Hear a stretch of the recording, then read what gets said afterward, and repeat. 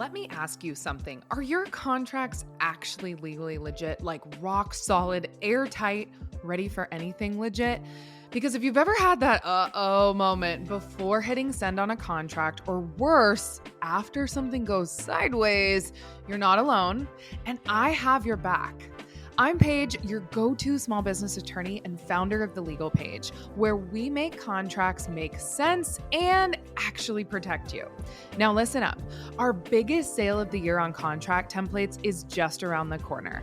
And if you want early access, special bonuses, and all the legal tools your business needs to stay protected, you've got to get on the list. So just head over to tlpinsider.com and pop your name in. That's how you'll get the inside scoop before anyone else, plus some fun surprises I only share with my email crew. Again, that's tlpinsider.com. Alrighty, let's get into this episode. Hey, friends. Welcome back to the Legally Legit podcast. So let's talk about the question that keeps landing in my inbox, in my DMs, in Facebook groups, in calls that I'm guest experting on. Can I just have ChatGPT write my contract? It passed the bar, right? It sounds pretty legit. It uses legal words. That's enough, right? Wrong. I am here to tell you straight up, AI is not your lawyer. Yes, ChatGPT can help brainstorm. It can help outline. It might even give you a few clauses that sound kind of legal-ish, but in reality, it'll get you maybe 10 to 20% of the way there. And I'm not exaggerating here. Why? Because one, it hallucinates, also known as makes stuff up confidently and incorrectly. And these models are hallucinating even more. Two, it doesn't understand your business model, your industry, any industry specific things that are going on right now, any clauses that the industry specifically wants in their contract across the board. Three, it misses critical legal protections, and I'm going to talk about why in today's episode. And four, it definitely isn't going to stand up in court the way you want it to. Also, the public still doesn't trust AI contracts. Let me just say that. I have had so many people tell me that they have had pushback from their own clients when they send something that sounds AI generated. So imagine if you're sending an AI generated contract.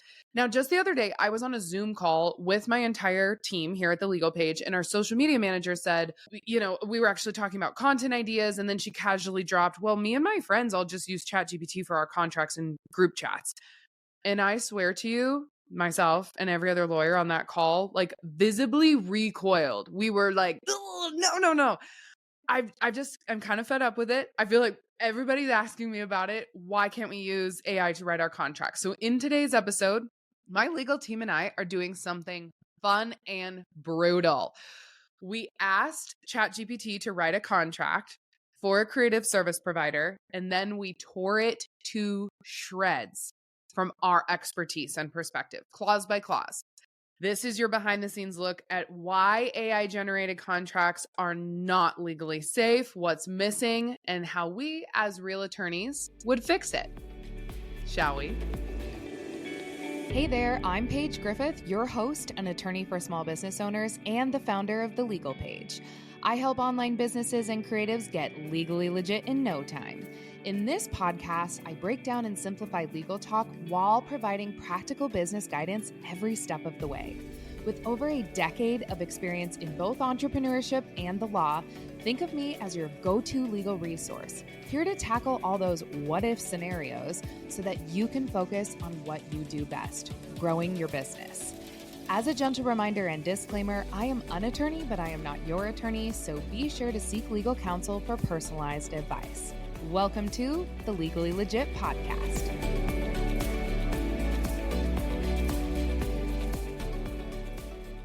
Okay. I am getting straight into it in this episode of tearing apart a AI generated contract. So what I have in front of me, I wish you guys could see my screen, is a contract that one of our team members had ChatGPT write for them. So they were like, hey, I need a photography contract. That's for weddings. It needs to include this, this, and this. And then it spit out a contract from their ChatGPT because our AI models are somewhat trained on what we do as lawyers. And I have a lot of knowledge base behind like my, pro version of ChatGPT. And so they had it regurgitate a contract for them. And then we plopped it into a Google Doc, and then myself and the other two attorneys on my team and I tore it apart. So I'm going to go kind of line by line here through a lot of comments that we have, different red lines that we've been doing in this contract, so on and so forth. So the first thing they did get right was kind of at the top, they called it wedding photography agreement, but it didn't have the business name right below it. So I would add in, wedding photography contract, Paige Photography LLC right there. And then it tried to have a pretty decent introductory paragraph, but it needs a better overview of all of the details regarding the parties, the package, the payment, the event details. It really just said like this wedding photography agreement is entered into as of X date by and between blah, blah, blah. But like it's not as robust as I would have liked it. And then it didn't have like, are you designating them as parties collectively together with a capital P? It didn't say anything about an effective date and then designated it as an effective date with a capital E and capital D. So just like little nuances, it was definitely missing. It also said like hereinafter referred to as photographer. Like that's not necessary. You don't need that. So sometimes it was using extraneous words and a lot of legalese that I don't recommend in today's plain language contracts so that your clients can kind of understand it more. And then right after the introductory paragraph, we always recommend you kind of have your scope of work listed out, whether that's like a bullet point of the parties, the photography package, or whether that's an actual scope of work clause, depending on the services that you're offering. So yeah, definitely add all of that in.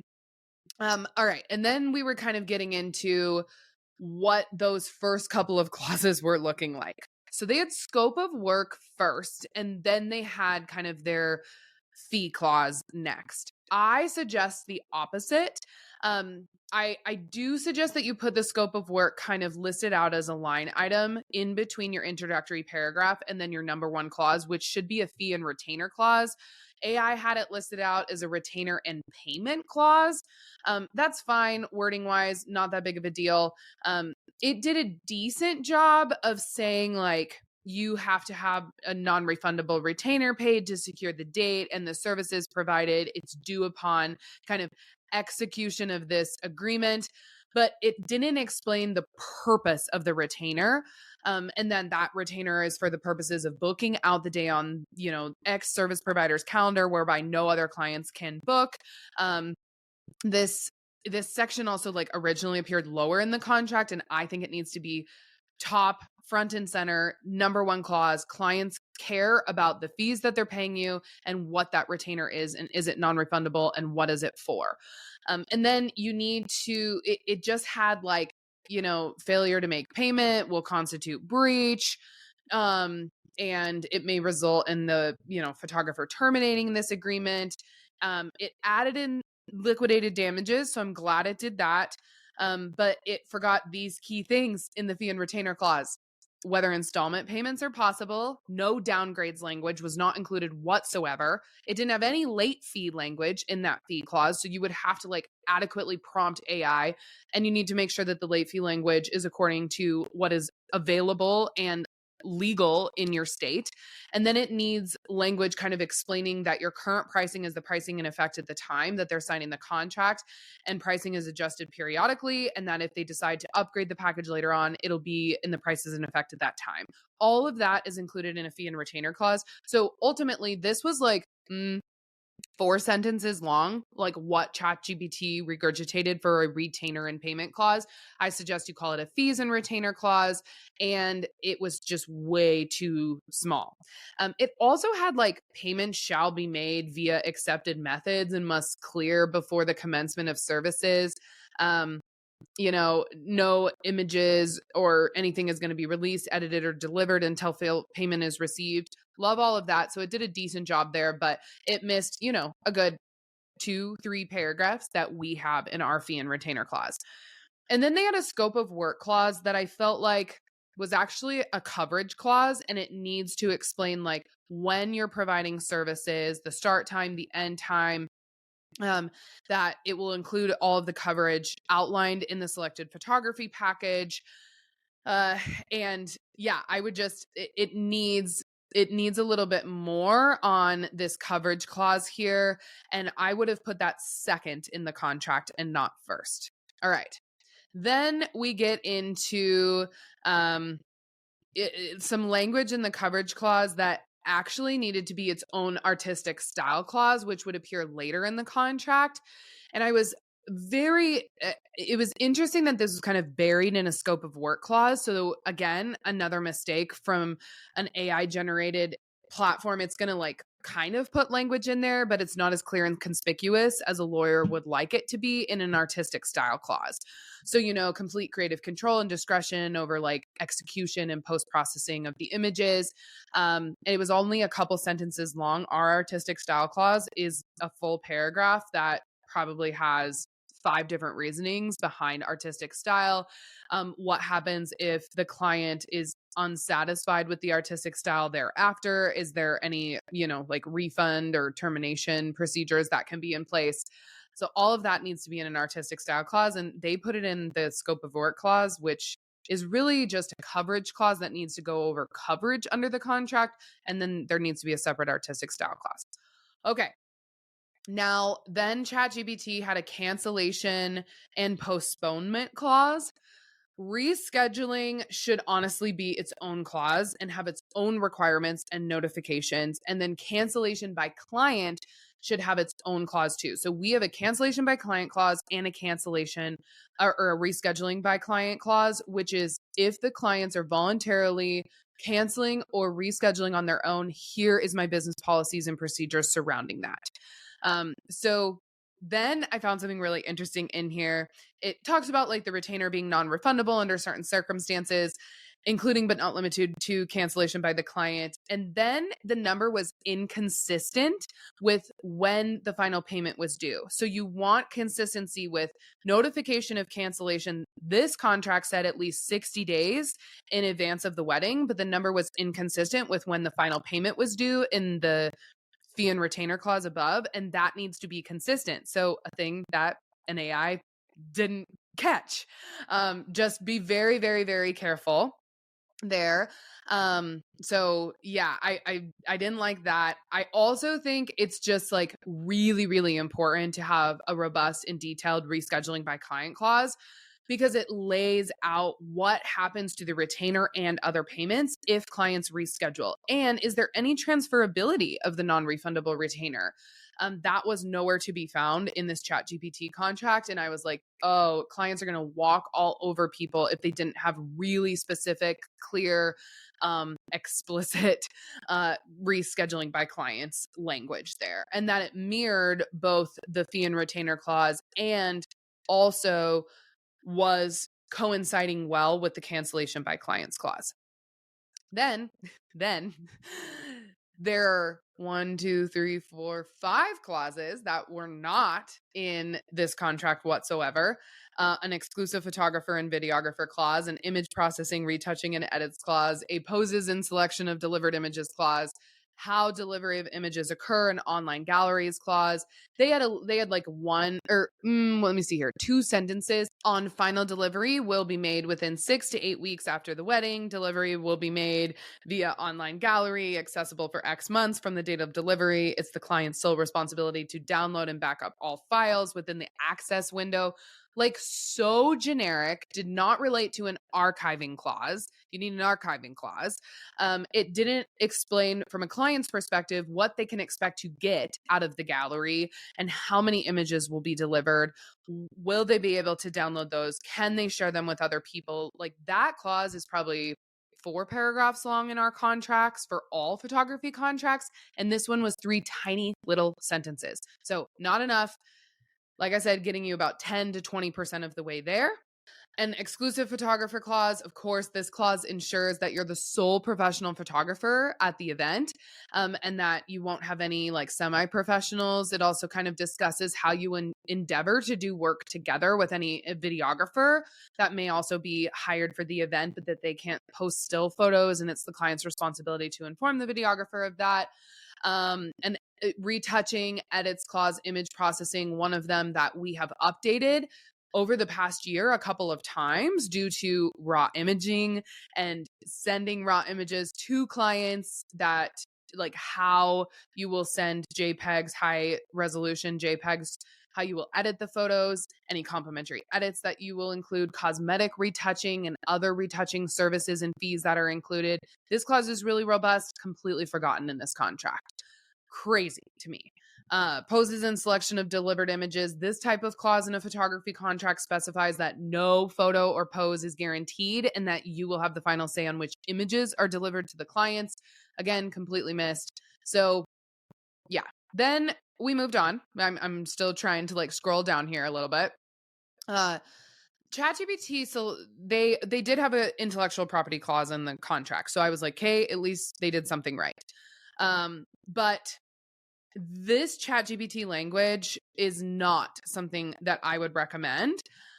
It just felt really generic, and it also kind of said like, what is this limited, non-exclusive, non-transferable license to use the final images? But it didn't really say anything about personal use only, and how that should be in a reproduction clause. The copyright, it had a copyright and image license together, I guess is what I'm trying to say. And it again was like a couple sentences long. So I really wanted it in a full clause on copyright, them retaining the sole and exclusive copyright ownership over all images. It kind of was, yeah, I wanted it to be separated, that the photographer will, of course, retain like a perpetual right to use the images for their own portfolio, studio marketing, online production, social media, so on and so forth. So I just call it a copyright clause or an intellectual property clause in our contracts. And then you want a separate, like limited personal license to use and reproduction clause, and those were combined together. So again, I would just separate those two and make them more robust. Okay, next, it didn't have an inclement weather clause at all. It did have a meals and breaks clause, which I was kind of surprised about. So that's good that it knew it need, photographers for a wedding need a meals and breaks clause. I don't think that our person who prompted ChatGPT even told them that. So I was like, okay, well, good for you. But you missed, about I'll count them up at the end, how many clauses it missed. I think we're talking here like 20 plus. But it did have a meals and breaks clause, no inclement weather clause. It needed a better explanation though on what a short rest break is. Like it needs to spell things out in this contract. Again, it was just kind of generic. Like photographer and any assistants could have a full hot meal and a short rest break as needed for any event exceeding 6 hours. But how long is the short break? How often? When will the meal be provided? That kind of thing needs to be in your meals and breaks clause, or that you have the right to like leave the event for 30 minutes to have a proper meal if the event is exceeding a certain period of time. Model release clause. It did have a model release clause on the client granting the photographer kind of irrevocable, unrestricted right to use and publish the images of the client. But a lot of times it didn't have clients. So usually you want two spouses to sign a wedding photography contract. So they're both granting you the model release. And this was only written in the perspective of one client.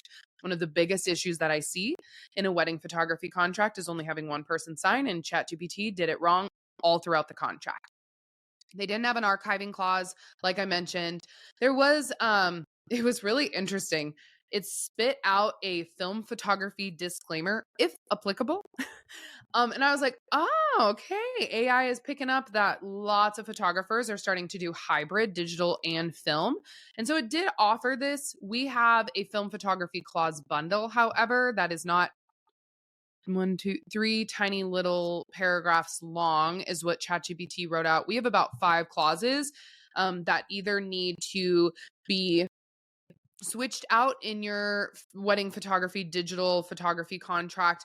And 3 of those clauses are new that would need to be added in surrounding kind of film production, inherent risks associated with film photography, being held liable for any like loss, damage, delay, failure in development, lab errors, post processing with film companies, that you're going to take any reasonable precautions with handling, processing film, so on and so forth. But it's the client accepting those inherent risks and the unpredictability of film. So it was, again, getting them like 10 to 20% of the way there. So at least you're not without nothing if you are adding in film photography, but it was not robust enough. Again, our clause is a lot heftier and goes over a lot more that a lot of film photographers have had experiences with and situations with. It needed a personal license to use in reproduction clause. It didn't have that. It just had one sentence in the copyright clause that it kind of combined together. Photographer copyright clause is how I like headings to be very, very clear in contracts on what that intellectual property clause actually is for. So photographer copyright, like the copyright of the imagery is owned by the photographer. And then the copyright clause kind of explains that further. Now I'm going to list more clauses that were not in the ChatGPT contract that I recommend you have in every contract. It didn't have a venue and locations limitation clause, which ensures that any location limitations or restrictions of the venue are not your fault. Didn't have that in there. Permitting clause, like any type of permits, licenses, anywhere that you're shooting, it's, the client is responsible for securing that or working with you to properly secure it. That was not in there. A travel fee clause, non-existent. Like what? How did I forget a travel fee clause?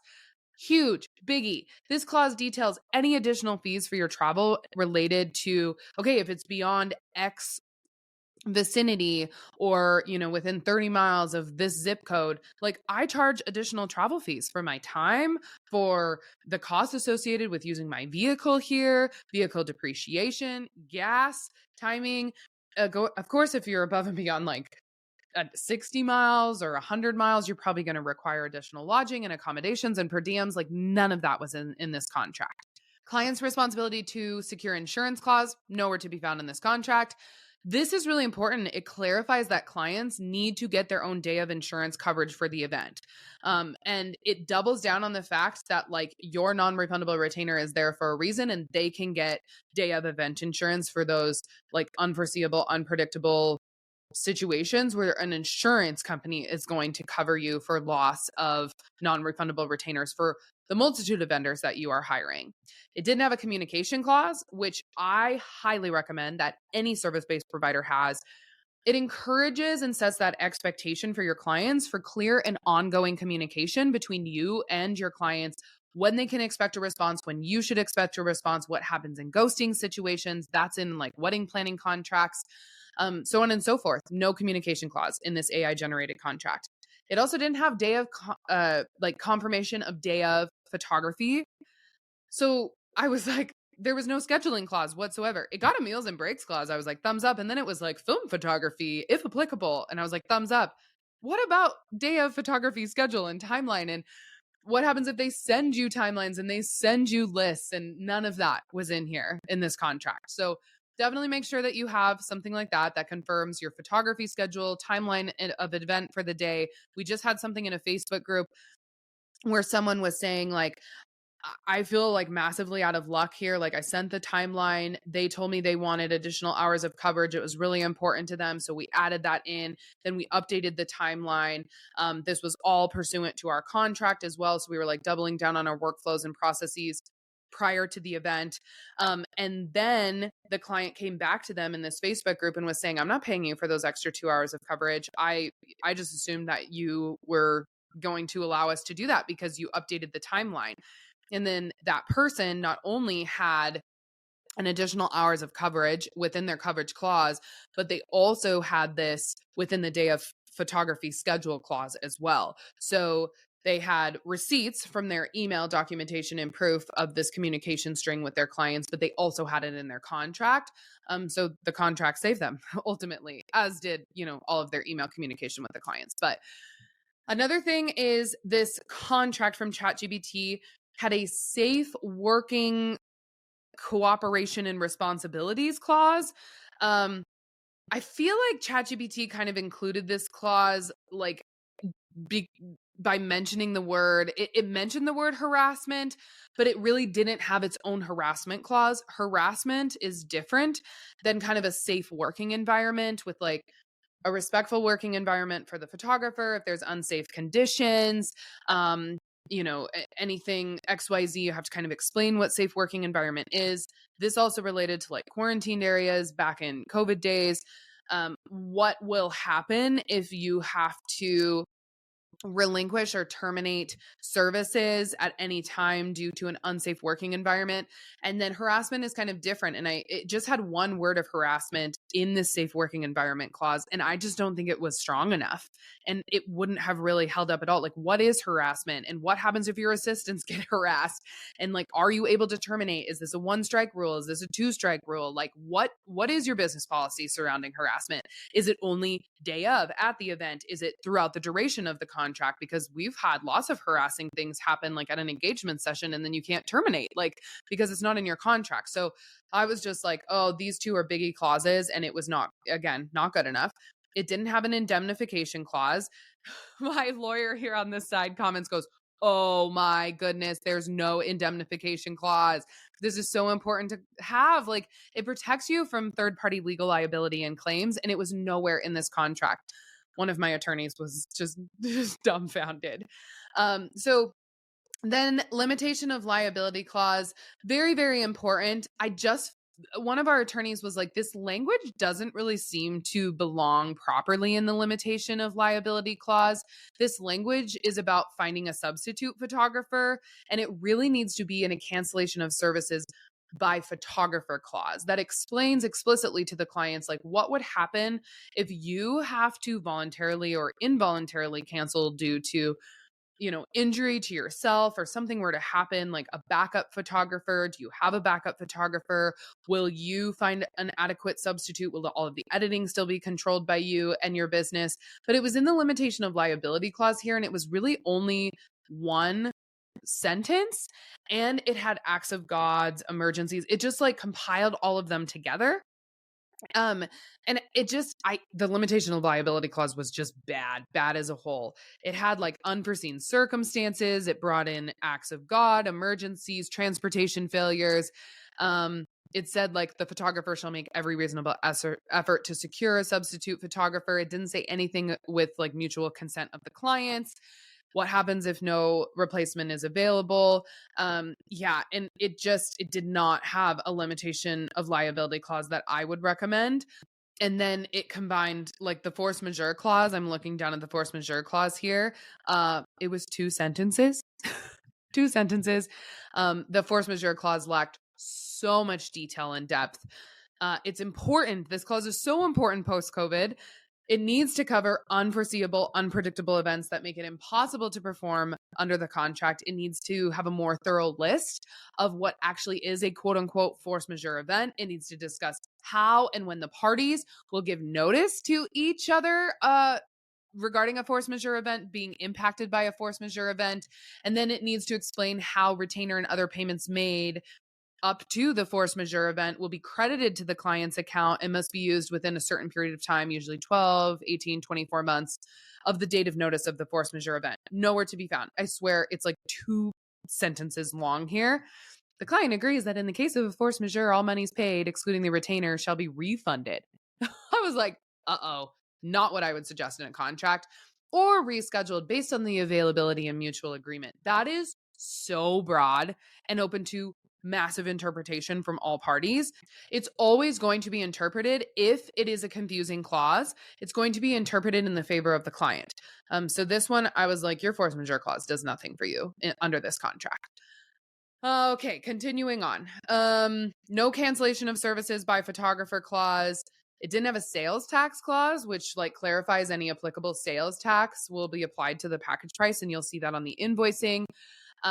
It had an entire agreement and severability clause and then a governing law clause, which is a venue and jurisdiction clause. But it was missing a lot of general provisions at the bottom. This is what I was most confused about. I was like, why didn't it have all of the boilerplate language that you see at the bottom of contracts? I actually thought it was going to do a terrible job at the service specific clauses in the contract. I would say, again, it did a 10 to 20% decent job. They're missing a lot. I've already explained that. I've already torn that apart. But it didn't have an arbitration or mediation clause. Severability and no waiver, I think, needs to be a completely separate clause from entire agreement, because it needs to appear a little bit later. The entire agreement just needs to say, like, everything we have agreed to, this is the entire understanding between the parties that you will see here in this four-cornered document, and like no oral or written communication shall supersede the terms. And it was like, shall override the terms herein unless amended in writing and signed by both parties. I was like, it's just legalese. It's just regurgitating legalese. That's old timers' way of writing contracts and not plain language that courts prefer nowadays and clients prefer, and you should prefer as a service provider. Venue and jurisdiction clause was literally like one sentence. This agreement shall be governed by and construed in accordance with the laws of the state of X without regard to conflict of law principles. I was like, okay, well, at least it has conflict of law principles in there, but it didn't explain where the venue should be. It just said governing law. So that's the jurisdiction, like where the contract should be, what laws the contract should be interpreted under. So the state of X, where you are based out of, but it didn't have the venue if any dispute were to occur. And then those always correlate with a mediation and or arbitration clause, just depending on, your state laws or what you prefer as a business. If you want to mandate arbitration prior to going to court, the severability and no waiver clause, though, is all about, like, if you waive a provision or a provision is found to be invalid in your entire contract, that even if some parts of the contract are unenforceable or waived, that the whole remainder of the contract is not ripped up as a whole, that the remaining portions of the contract are still valid. And that was like combined with the entire agreement clause. And I've seen that before. I just don't think it's really helpful. And it doesn't explain to clients, like, in those instances, if I were to waive a provision, it doesn't mean I'm waiving all of the provisions in the contract. It didn't have a transfer clause, which would detail that the contract cannot transfer to another party without consent. It didn't have a headings clause, this is more of just a formality, but I highly recommend it, because that kind of clause at the bottom of your boilerplate language states that headings are for organizational purposes only and not legal interpretation, which I have actually seen in a lawsuit where people were arguing the difference between the clause heading and what the clause actually said, and how those were confusing, and then how a court would interpret that, or an arbiter or mediator. And it's always going to be construed in favor of the client. So always good to have no notice clause. This is really, really important. I have an attorney over here on the side in a comment that was like, this is such an important one. How did they miss this? This clause explains how you and your clients will handle official notifications to each other. Is it via DMs? Is it via text? Do you actually have to amend or, add on with an addendum to this contract and all parties sign? Can it be via email? How do you notify each other with a capital N under the contract? It also didn't have an electronic signature clause. I was like, how? How did it not have that? We call it a counterparts and facsimile signature clause, but it didn't have that in this contract. It just had, like, where it says, by signing below, all parties agree and acknowledge that they've read and understood and agree to the terms and conditions of this agreement. So it did a good job there. Like I said, it only had one client signature, not two client signatures. We were ripping this apart. I'm gonna screenshot and scroll through this for you guys, like, all these things I would have recommended, so you guys can just see how bad this contract was and why we didn't like it. And yeah, that was intense. That was insane. Sorry, not sorry. We went ham on dissecting through that contract. I know that was a lot of legal information in and out of your ear, but hopefully you're getting my gist here on, like, I just tore apart a ChatGPT contract. Like, if you're wondering whether AI is ready to be your lawyer, this episode should be your loud and clear answer that it's not even close. I understand Yes, tools like ChatGPT are powerful. And yes, they can assist with certain parts of your business. We use them all the time here at the Legal Page. But when it comes to legal protection, if this is any indication of that, it missed 1, 2, 3, 4, 5, 6, 7, 8, 9, 10, 11, 12, 13, 19, 20, 21, 22, 23, 24. 28 clauses that we would have had in our contract, and it only had 13 clauses total. The contract had 13 clauses. Ours usually have like 30 to 40. And so just robustness, like cleanliness, clarity, things being in the wrong spots, things that should have been their own clause, a lot of legalese, not real plain language. You need contracts written by actual lawyers who are experts in the field. Let me just tell you that. So if you are using a contract that like ChatGPT or an AI platform whipped up, or worse, you're still piecing it together from bits and pieces that you found on Google, you are leaving yourself wide open to risk. All of the risks that I have discussed in this episode. That is why I created the Legal Page Contract Shop. And I did that way before AI was even a thing. And I think it's still going to continue. Even though AI could write you a contract, it's only going to get you a little bit better protected than if you had nothing. I want to make sure that when you use a contract template and when you purchase one from the Legal Page, know that you're not just getting a few pages of legal language regurgitated by an AI robot. You are getting lawyer drafted, peer reviewed contracts written specifically for your industry.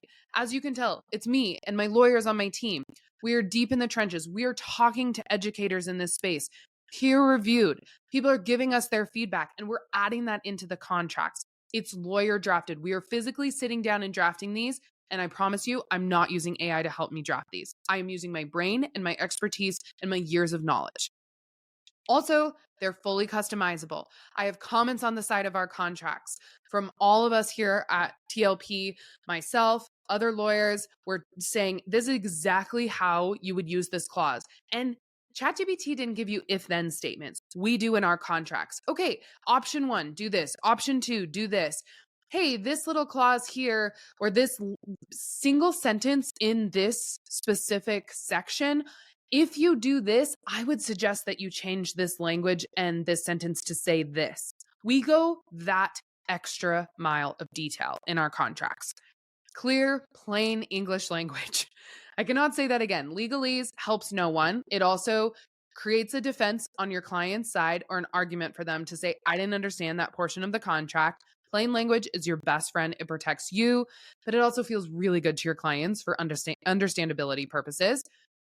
When you get a contract from us, you also get a walkthrough video from a lawyer explaining each clause, how to use it, how to actually understand what to do and modify your template contract. AI didn't do that. It just regurgitated something for you to copy and paste. And the big kicker here is free updates for life. If laws change, if we improve the language, if something happens in the industry, you will get the new version of that contract with explicit details from us here on the legal team on why we changed this, what we changed, and you'll get it at no extra cost. I cannot begin to tell you how much I don't like AI contracts. If you can't tell, I'm pretty passionate about this. But this is why over 13,000 small business owners have trusted the Legal Page templates to legally protect their services. We hear it all the time. This saved me during a nightmare client situation. I finally feel confident sending my contract. I actually understand what I'm sending to my clients now. And we here at TLP, we also serve a wide range of industries. So we have photography contracts, videography contracts, event pro contracts like planners, florists, DJs, caterers, bakers, online educator contracts, course creator contracts, membership contracts, social media management and VA, virtual assistant contracts, one-on-one coaching, group coaching, VIP day coaching, online mastermind, in-person mastermind, any type of consulting, copywriting contracts. We have contracts for travel advisors and professionals, brand designers, graphic designers, website designers, and so much more. That is what makes TLP different. Our contracts are not only attorney drafted, but they're industry specific, and we don't just hand them off and like have them disappear into this robotic world of AI. And then also, like, you are getting real-time answers from us here at TLP and actual lawyers on my team, including me. If you ever reach out and you're like, hey, this is what my business does, these are all the things that I need included in it, AI is going to spit you out something. But what we're going to do is tell you exactly why that clause is in there, what contract you need specific to your business. I can actually take what's in your head. You can explain it to me. And I know what contract that you need. I know exactly what needs to be in there. I can help point you in the right direction. That is the whole beauty of being a Legal Paige customer. You're not just buying a document, you are getting more. You're getting real-time answers from me. You're getting all those memos on the side. You're getting additional updates for life. You're getting a community of small business owners who are just doing things the right way and the legal way. And we are right there with you. So hopefully this episode was at least a little bit insightful into why I don't like AI contracts. It hallucinated a few times. It was giving me clauses in places I wouldn't suggest. It missed 20 plus clauses. Definitely a very simplified contract that would get you about 10 to 20% of the way there. At least it's better than nothing. So I'm gonna give cred where cred is due. At least you're doing something to protect yourself. But if you want more robust contracts that are actually written by lawyers for all the reasons that I just explained to you, please head over to thelegalpage.com to browse our full contract template shop. Also, check out the show notes for links to our most popular templates that I would suggest. Thanks again for hanging with me today. Thanks for sticking with me through this like kind of heated episode on AI and why I suggest that it doesn't write contracts for you. And I'll see you next time on the Legally Legit podcast. Thank you so much for tuning in to today's show. Be sure to visit thelegalpage.com for contract templates, blogs, and additional legal resources. If you found this episode helpful, please share it with a friend or on Instagram with your favorite takeaway, and make sure you tag me at The Legal Page. Sharing is one of the best ways you can support the show.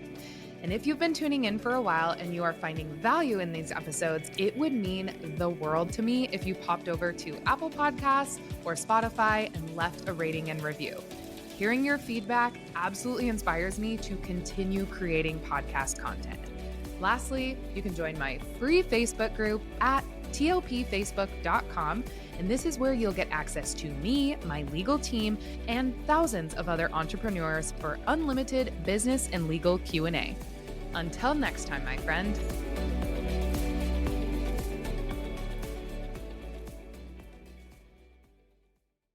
Wait, before you go, please don't close out this episode just yet, because I need to make sure that you're actually legally protected in your business.